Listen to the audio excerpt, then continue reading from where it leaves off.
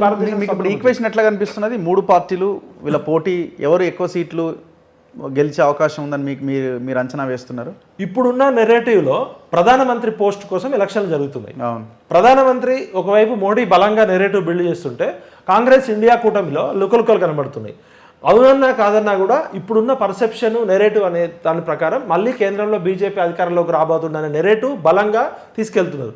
దానికి కౌంటర్గా Congress party India కూటమి ప్రయత్నం చేస్తుంది, కానీ అంత బలంగా తీసుకోలేదు. ఓకే, తెలంగాణ సమాజంలో ఇప్పుడు ఎంపీ ఎలక్షన్లు జరుగుతుంటే తెలంగాణ సమాజానికి, తెలంగాణ రాష్ట్రానికి రావాల్సిన నిధులు కేంద్ర ప్రభుత్వం నుంచి తెచ్చుకోవాల్సిన పార్లమెంటు సభ్యుల్లో రెండు జాతీయ పార్టీలు కాంగ్రెస్ ఆర్ బీజేపీ మధ్య నెరేటివ్ నడుస్తుంది. బీఆర్ఎస్ పార్టీ గెలిచినా కూడా ఉపయోగం లేదు. ఇప్పుడు వాళ్ళు ఆల్రెడీ సబ్ రీజనల్ పార్టీ నుంచి 39 మంది ఎమ్మెల్యేలకు పడిపోయారు. ఇంకొక కొన్ని రోజుల్లో 20 మంది ఎమ్మెల్యేలు బయటకు వచ్చే ప్రమాదం.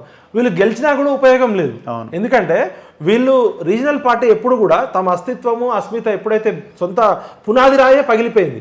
వీళ్ళు ఇప్పుడు మొత్తం దేశ్కి నేత, జనతాకి జనార్దన్, ఢిల్లీ మొత్తం తిరుగుతా అన్న కారు సారు సర్కారు బేకార్ అయి బోర్కొచ్చింది. కాబట్టి వీళ్ళు ఇప్పుడు ఆ ఎమ్మెల్యేలను కాపాడుకోవడమే కష్టం. ఇంకోటి, బీఆర్ఎస్ పార్టీకి పార్లమెంట్ ఎలక్షన్లు ఎందుకు ఓటేయాలి? వీళ్ళు 10 సంవత్సరాలు బీజేపీతో అంటగాగి, బీజేపీతో చాలా క్లోజ్గా ఉండి రాష్ట్రానికి తెచ్చిన నిధులేంటి? రాష్ట్రానికి ఏమైనా ప్రత్యేకంగా పునర్విభజన చట్టం ప్రకారం ఏమైనా తీసుకొచ్చిరా? ఏం చేయలే కదా.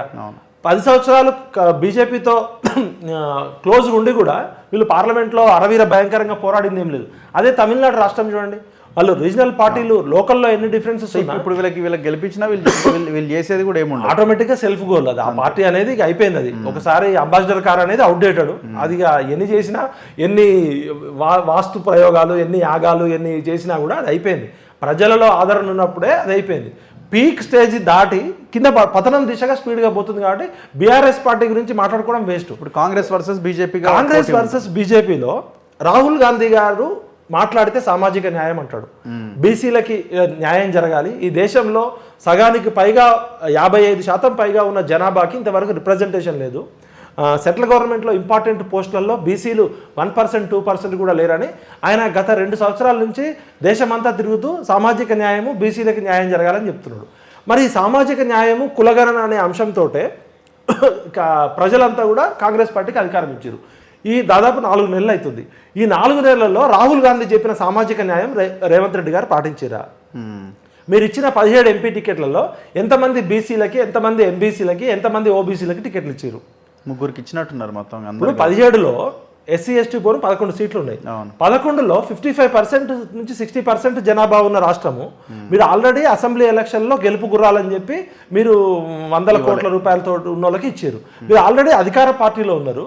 గెలుపు దిశగా ధీమాగా ఉన్నప్పుడు మరి రాహుల్ గాంధీ చెప్పినట్టు సామాజిక న్యాయం నుంచి మోస్ట్ బ్యాక్వర్డ్ క్లాసెస్, ఇంతవరకు దేశ జనాభాలో సగానికి పైగా ఉన్న ఉత్పత్తి కులాలు, బ్రిలియంట్ అండ్ క్రియేటివ్ క్యాస్ట్.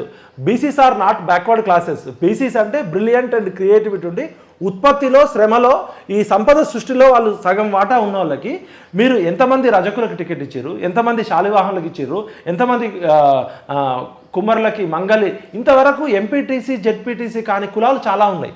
ప్రజాస్వామ్యం అంటే అందరి భాగస్వామ్యం ఉండాలి కదా. సరే, అంత దూరం పోకపోయినా కనీసం ఏదో ఒక బీసీ కన్నా ఇచ్చి, మీరు 11లో ఇచ్చిన టికెట్లు తీసుకుంటే జహీరాబాద్ టికెట్ ఉంది, సురేష్ షెట్కర్. తెలంగాణ సమాజంలో బలమైన బీసీ కమ్యూనిటీస్ తీసుకుంటే మున్నూరు కాపు, ముదిరాజు, గౌడు, యాదవ్, పద్మశాలి, ఇట్లా ఒక 10-15 కులాలు ఉన్నాయి. మరి ఆ లింగాయత్ అనేది కర్ణాటక బార్డర్ ఉన్న కులము. అది కొన్ని రాష్ట్రాల్లో ఓసీ, కొన్ని రాష్ట్రాల్లో బీసీ. తెలంగాణ పౌర సమాజంతో బలమైన ప్రాతిపదిక, బలమైన నేపథ్యం ఉన్న కులం కూడా కాదు. అది వ్యాపార కులము. సరే, వాళ్ళకి ఇస్తే ఇచ్చిర్రు. అదొకలేదు. సెకండ్, మెదక్లో ఇచ్చిన టికెట్ కూడా, మెదక్లో ఆయన ఒక సర్పంచ్ నుంచి మొన్న ఎమ్మెల్యే టికెట్ ట్రై చేసిండు.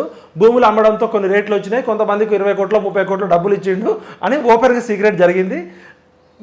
ముదిరాజు గారికి టికెట్ ఇచ్చారు. మరి ఆయన గెలిపిస్తారా మీరు దగ్గర ఉండి? వాళ్ళు అక్కడ కూడా కొంచెం ఫైట్ డిఫరెంట్గానే ఉంది. అంటే ఓడిపోయే సీట్లు, మెదక్ సీటు 100% గెలుస్తుందని గ్యారంటీ లేదు. అదేవిధంగా గెలిచే భువనగిరి సీటు, భువనగిరిలో గౌడ్స్ 4.5 లక్షలు ఉన్నారు, యాదవులు 4 లక్షల పైన ఉన్నారు, పద్మశాలీలు ఉన్నారు, మున్నూరు కాపులు ఉన్నారు. భువనగిరి సీటు అనేది 100% కాంగ్రెస్ గెలిచే సీటు, బీసీలకు ఇవ్వాల్సిన సీటు. మరి అక్కడ రెడ్లకు ఇచ్చారు. నల్లగొండలో ఉన్న 2 సీట్లలో జానారెడ్డి కొడుకు ఒక సీట్ ఇచ్చారు, రేవంత్ రెడ్డి గారి ఫ్రెండ్ ఆయన చామల కిరణ్ కుమార్ రెడ్డికి ఇచ్చారు. కనీసం అక్కడ ఒక రెడ్డికి ఇచ్చి ఒక బీసీకి ఇవ్వాలి కదా. అదేవిధంగా ఖమ్మం జిల్లా తీసుకుంటే ఖమ్మం జిల్లాలో ఉన్న 10 సీట్లలో 5 SC 5 ST 2 SC పోతే 3 జనరల్ సీట్లు, 3 ఒకటి కమ్మ, కొత్తగూడెం కమ్మ, పాలేరు రెడ్డి. అసలు బీసీలకి రిప్రజెంటేషనే లేదు. ఖమ్మం జిల్లా జనాభాలో సగ భాగం పైన ఉన్న బీసీలకి రిప్రజెంటేషన్ లేదు. మరి కనీసం ఎంపీ టికెట్ అని ఇవ్వాలి కదా. రేణుకా చౌదరి గారికి ఆల్రెడీ రాజ్యసభ నుంచి ఇచ్చారు, పొంగులేటి శ్రీనివాసరెడ్డి గారు ఎమ్మెల్యే ఇచ్చారు, మంత్రి అయ్యారు. పొంగులేటి శ్రీనివాసరెడ్డి గారు తమ్ముడు ఇప్పుడు మళ్ళీ ఎంపీ టికెట్, లేదంటే బట్టి విక్రమార్క గారి భార్య, మంత్రి గారి భార్య తుమ్మల నాగేశ్వరరావు గారు కొడుకు, లేదంటే ఇంకొక 1000 కోట్లు ఉన్న చౌదరి గారు. అంటే దీన్ని బట్టి రాహుల్ గాంధీ చెప్తున్న సామాజిక న్యాయం రేవంత్ రెడ్డి పాటిస్తున్నాడా? ఎందుకు ఖమ్మం జిల్లా ప్రజలు కాంగ్రెస్ ఇంకొక సీట్ ఏంది దానం నాగేందర్ సికింద్రాబాద్, అది కూడా గెలిచే అవకాశం కనబడట్లేదు. అన్నింతవరకు ప్రచారం కూడా చక్కగా స్టార్ట్ చేయనట్టుంది. సికింద్రాబాద్ అట్లే ఉంది, మెదక్ అట్లే ఉంది, వీళ్ళు ఇచ్చిన జహీరాబాద్. కిషన్ రెడ్డి గారు ఎక్కడ నిలబడ్డా కూడా ఒక ట్రాక్ రికార్డు తీసుకుంటే ప్రత్యర్థి రాజకీయ పార్టీ ఆటోమేటిక్గా ఆయనకి ఆపన్న ఆస్తం ఇస్తుందట. మొన్న తలసాని శ్రీనివాస్ యాదవ్ కొడుకుని ఒక బీసీ బిడ్డని బలి చేసిరు, కిషన్ రెడ్డి గారు గెలిచారు. కిషన్ రెడ్డి గారి మీద ఇప్పుడు తీవ్రమైన వ్యతిరేకత ఉంది. ఎందుకంటే ఆయన కేంద్ర మంత్రిగా గెలిచి తెలంగాణ సమాజానికి చేసింది ఏమీ లేదు, సికింద్రాబాద్ నియోజకవర్గానికి ఏం చేసింది లేదు. ఒక కులమైన ఇంకో కులమైన ఏ పార్టీలో ఉన్నా కూడా ఇవన్నీ కూడా ఏంటంటే మాస్టర్ ఫ్రాంచైజ్ కంపెనీ లాగా. వీళ్ళకి పొలిటికల్ పార్టీలు అనేవి కొన్ని కులాలకి పొలిటికల్ పార్టీలు కావు, బిజినెస్లు. వాళ్ళు ఒక ఆయన ఫ్రాంచైజ్ తీసుకున్నట్టు, ఒక ఆయన KFC తీసుకుంటాడు, ఒక ఆయన ఇంకోటి మెక్డొనాల్డ్ తీసుకుంటాడు, ఇంకో ఆయన ఇంకొకటి సబ్వే తీసుకుంటాడు. వాళ్ళు ఏ పార్టీ అధికారంలో ఉన్నా వాళ్ళ దందా నడవాలి. కిషన్ రెడ్డి గారిది మ్యాచ్ ఫిక్సింగ్ అని అంటున్నారు, రంజిత్ రెడ్డి గారిది మ్యాచ్ ఫిక్సింగే అంటున్నారు. రంజిత్ రెడ్డి ఓడిపోతాడు, ఓడగొడతాం కూడా, ఎందుకంటే రంజిత్ రెడ్డికి తెలంగాణ సమాజంతో సంబంధం లేదు. దానం నాగేందర్ అనేటోడు తెలంగాణ ఉద్యమానికి ద్రోహి. ఖచ్చితంగా తెలంగాణ ప్రజలారా దానం నాగేందర్ అనేటోడిని, రంజిత్ రెడ్డి అనేటోడిని ఓడగొట్టాల్సిందే. కడియం శ్రీహరి అనేటోడు నిన్నటిదాకా పదవులు ఎంజాయ్ చేసిండు. ఆయన తెలంగాణ ఉద్యమంతో ఏం పేగుబంధం లేదు, టీడీపీలో ఎంజాయ్ చేసిండు. టీడీపీ అయిపోగానే కేసీఆర్ దగ్గర ఎంజాయ్ చేసిండు. ఇప్పుడు కూతురు టికెట్ కోసం వచ్చిండు. ప్రజల భవిష్యత్తు కోసం కాదు, వీళ్ళు ఏమనంటే అభివృద్ధి కోసం రాజకీయ పార్టీలు మారుతూ అంటున్నారు. బొంతు రామ్మోహన్ టికెట్ అన్నారు, ఏమైంది మరి? దానం నాగేందర్ అన్నాడు. కేశవరావు ఎందుకు చేర్చుకున్నారు? ఆయన ఏమన్నా ప్రజల్లో 1000 ఓట్లు కూడా రావు ఆయనకి. ఆయన పెద్ద మనిషి, నాలెడ్జ్ ఉండొచ్చు, కానీ ఆయన ఎప్పుడు ప్రత్యక్షంగా గెలిచింది లేదు. ఆయన మేధస్సు, ఇంగ్లీష్ అంతా రాజ్యసభలో ఎమ్మెల్సీగా పనికి వచ్చింది. ప్రజల్లో బలం ఉన్నోళ్ళని, నీతి నిజాయితీ ఉన్నోళ్ళని, తెలంగాణ ఉద్యమంతో సంబంధం ఉన్నోళ్ళని తెచ్చుకోవాలి. కానీ మూటలు పెట్టేటోళ్ళని, సూట్ కేసులు బ్రీఫ్ కేసు ఇచ్చేటోళ్ళని తెచ్చుకుంటే ఖచ్చితంగా తెలంగాణ సమాజం బుద్ధి చెప్తుంది. మీరు 100 రోజుల్లో రెఫరెండం అంటున్నారు కదా, మరి 100 రోజుల్లో మీరు చేసిన విధి విధానాలు ఏంటి? రేవంత్ రెడ్డి గారు రెఫరెండం అనే మాటకు అర్థం మీకు స్పష్టంగా తెలుసుకోండి. ఏదన్నా ఒక నిర్ణయం మీద ఒకే ఒకరి తెలంగాణ కలపాలా, ఆంధ్ర విడిపోవాలా అంటే ఒకటే. ఆర్టికల్ 370 ఉంచాలా, రద్దు చేయాలా? కాశ్మీర్ భారతదేశంలో అంతర్భాగమా కాదా? అరుణాచల్ ప్రదేశ్ చైనాతో, అలాంటి ఇష్యూస్ ఒకే ఒక సింగిల్ పాయింట్ ఎజెండా మీద రెఫరెండం పెడతారు.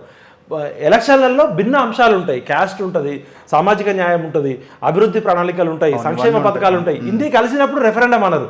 కొంచెము ఇప్పుడు మనకన్నా సోయి ఉండాలి, లేకపోతే సోయి ఉన్న వాళ్ళు చెప్పినప్పుడు వినాలి. ఇప్పుడు స్వతహాగా ఎవరైనా ప్రభుత్వంలో ఉన్నప్పుడు అన్ని విషయాలు అందరికీ తెలియకపోవచ్చు, సలహాదారులను పెట్టుకోవాలి. మరి నీకు సలహాదారులు ఉన్నారా, లేకపోతే సలహాలు ఇస్తే పాటించట్లేదా? మరి కోదండరామ్ సారు, హరగోపాల్ సారు, సుదర్శన్ రెడ్డి గారు ఇలాంటి పెద్ద మనుషులు అందరూ కలుస్తున్నారు కదా, మరి మీరైనా చెప్పండి. ఇది రేవంత్ రెడ్డి గారు పరువు పోవడం కాదు, తెలంగాణ పౌర సమాజం మొత్తం గెలిపించింది కాంగ్రెస్